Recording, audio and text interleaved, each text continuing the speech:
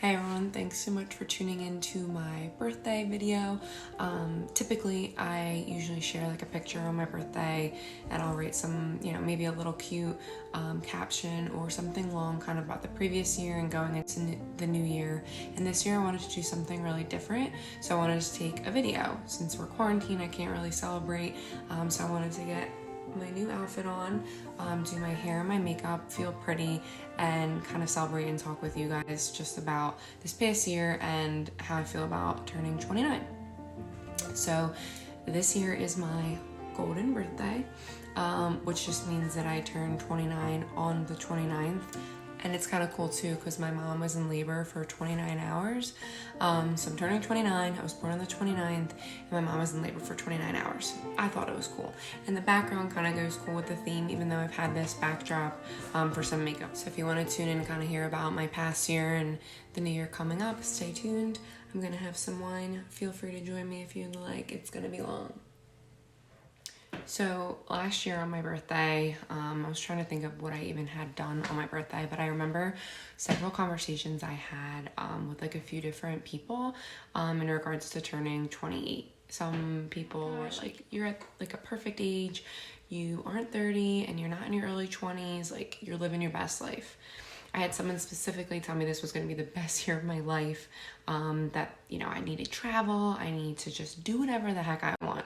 And I kind of got excited. I was like, you know what? Like, you're right. Like, I want this year to be the best year of my life. I've had a few different ages that I feel as though were like really, really significant years that I would look back and be like, that was such a good year.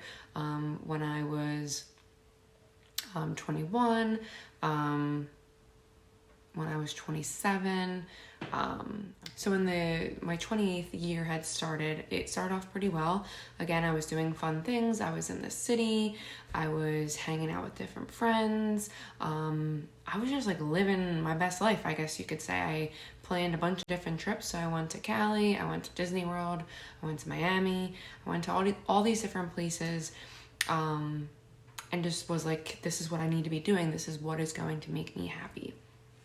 And I don't think at the time I realized kind of what I was doing.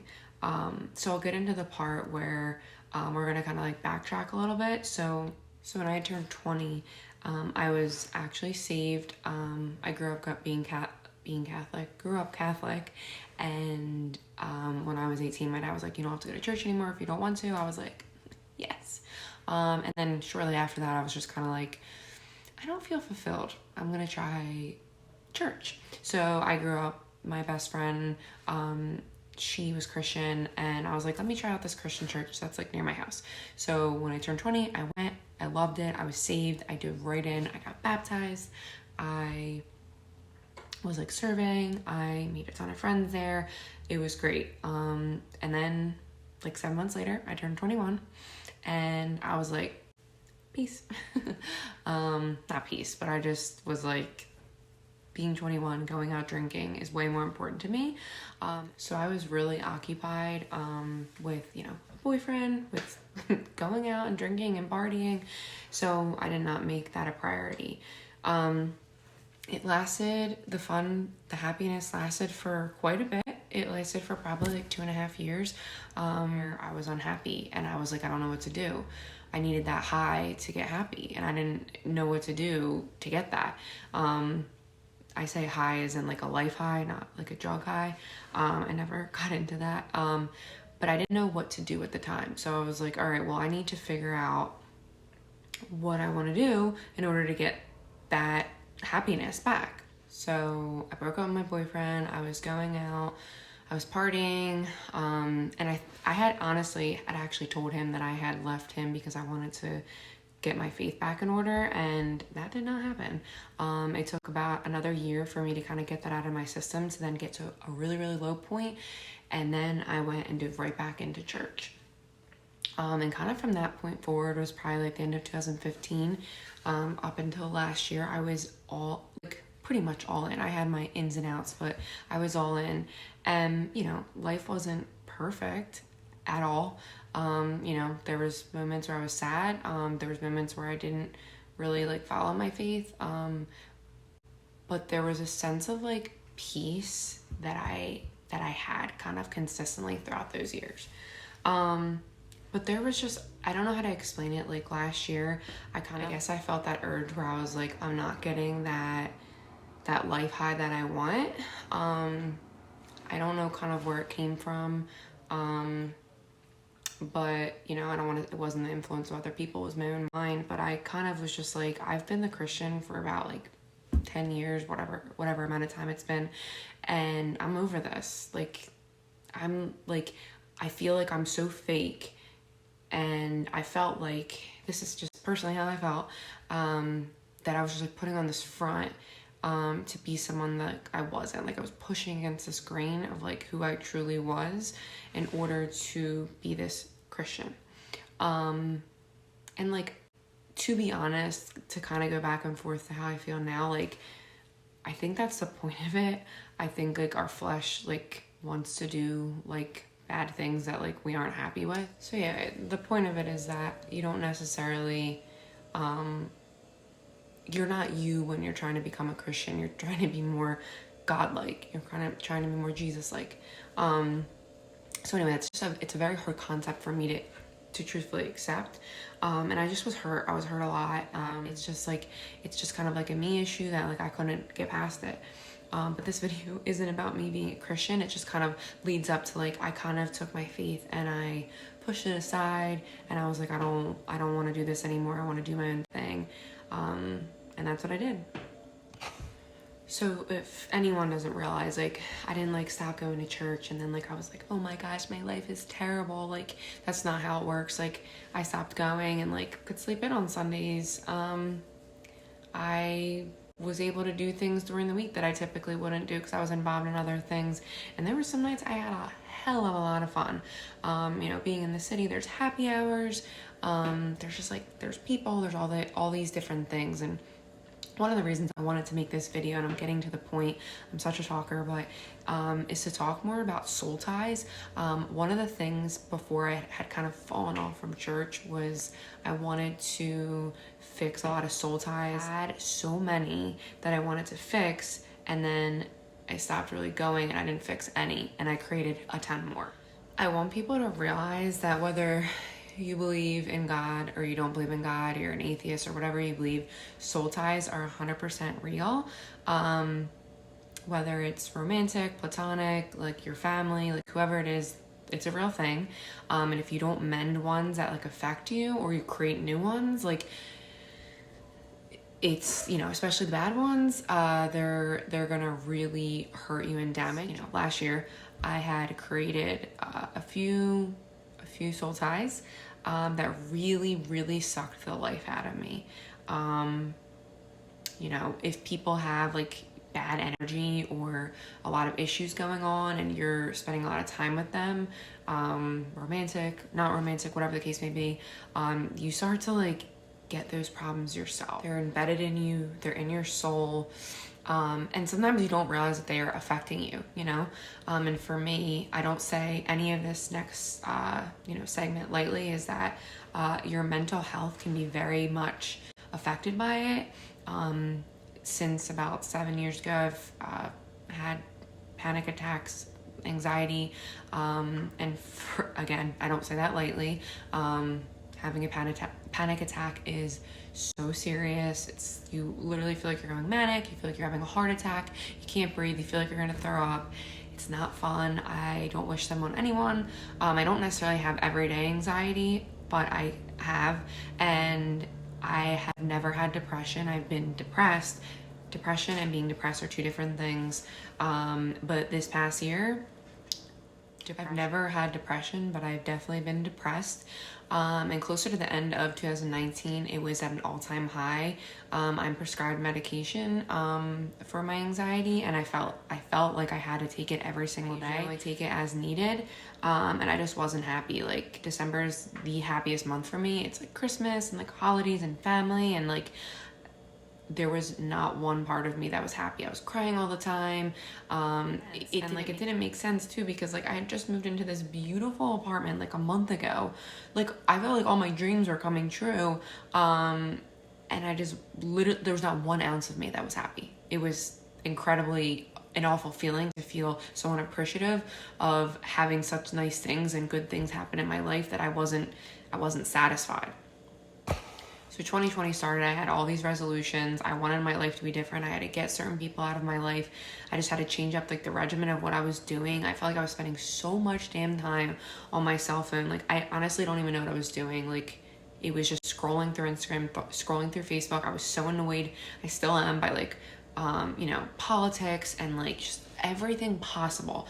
I was just like, what am I putting in my brain? Like literally absolutely nothing. I'm addicted to all of this technology and I feel so depressed. It's terrible. So I wanted things to be different. So, I started changing a little bit, but in January, I was like trying to reverse all of these things that had been a part of me literally for either the last year or the last like 28 years, 27 years. So it was difficult to kind of navigate through that month to be like, what do I do? What do I need to do to change? So we'll fast forward February. I kind of fell off some of the resolutions. What else is new? I don't have the best track record with like consistency necessarily. And just like, again, like I felt like I was like in that like depressive state where I was just like, I'm not happy. I'm not happy where I live. I don't like my apartment. I don't like living in Philly. Like I don't want to go out anymore, but I don't want to stay in. I don't want to date. I want to date. I hate this. I hate that. My friends are in different parts of their lives. And like, I just was like, what is going on?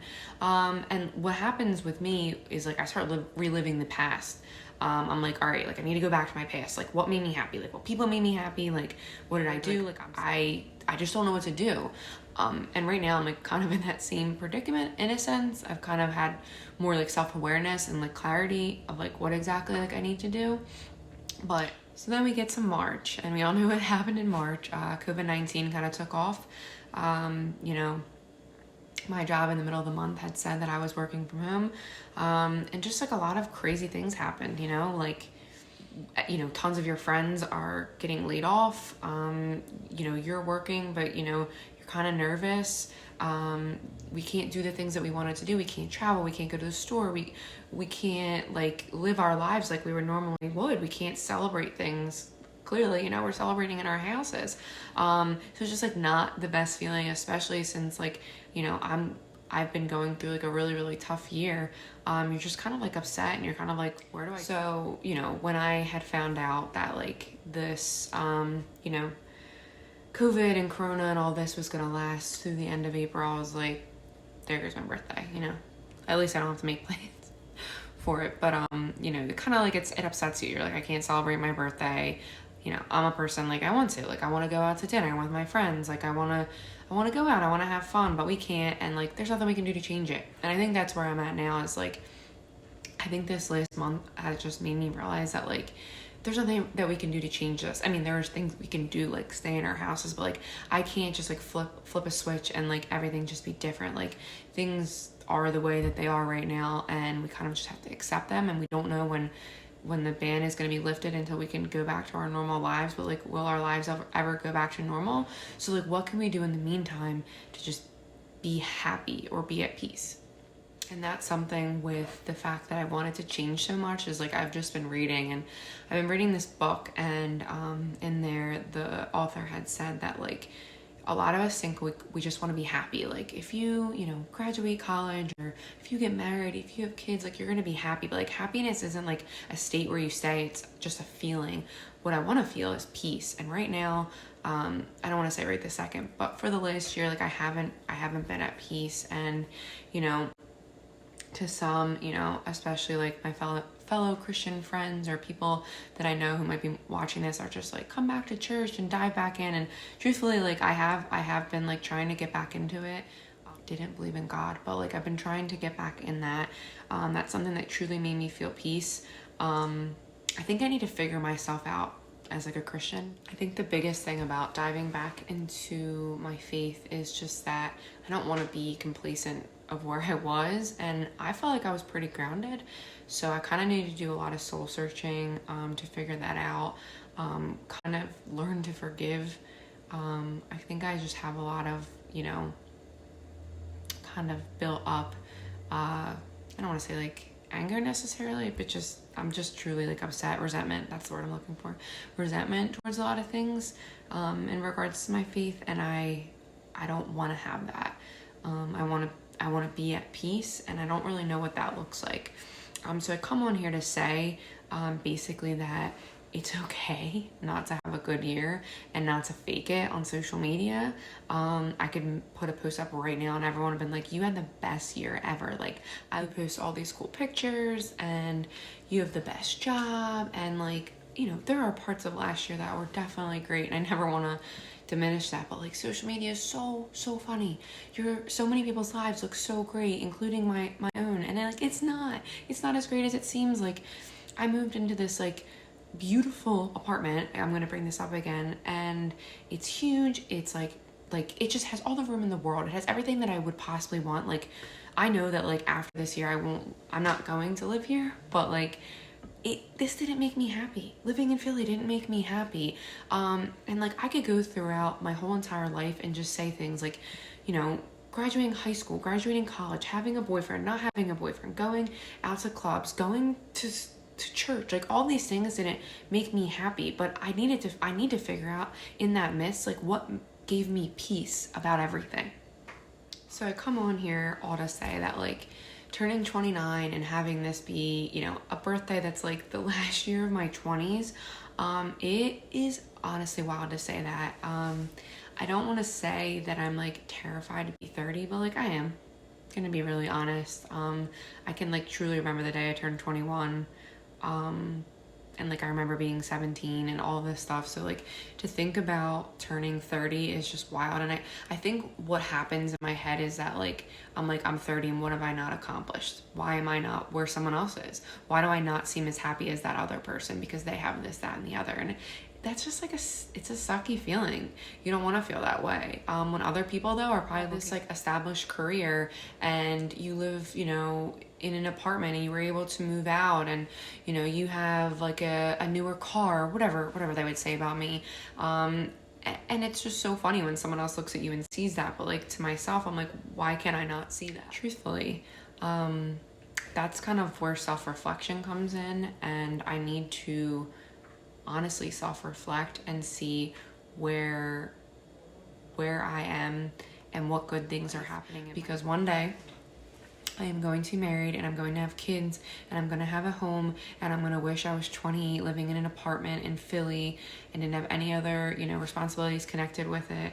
And, you know, it's hard to say that because in my head I was like, no, I'm going to be married and I'm going to have kids and I'm going to have a house and it's going to be the best thing ever, and I'm going to be in love and I'm going to have the white picket fence and everything's going to be great. But it's not. And I need to figure out what makes Jess Becker happy now, and not, you know, what is going to make Jess Becker happy because it makes John Doe on Instagram be happy. So if you made it this long, thank you so much for watching. This is like a really vulnerable video for me. I really don't have a hard time being vulnerable. I guess you could say like, I don't have a hard time realizing like who I am and like where my flaws are and what I need to work on. But I just know that for this next year, I want things to be different. I know that I have all the will and power to make better choices. And that's where it comes down to. We all have choices, and choices that you have in life kind of follow consequences. And I want to say consequence is kind of like a bad word to use, but like, consequences are either good or bad. And for me, a lot of the choices that I made last year had like bad consequences. I don't want to say like they were detrimental, but some of them were, and they hurt me and they hurt my soul. So here's to turning 29, my last year, my 20s. There's a video that I made when I turned 21 and it's incredibly embarrassing, and I hope I don't look back on this one and say the same thing, but here is to 29. Here's my wine that I have not drank the whole time because I have been talking the whole time, which is one of the things that I love to do. I love talking to people and getting to know them. If you know me, I will talk your ear off. I want to know every single piece of every single person. It's just something I love. I love deep connections with people. But I love you all, and thanks for watching. And hopefully next year when I turn 30, I'll do a similar video and talk about how incredible this past year was. Thanks so much.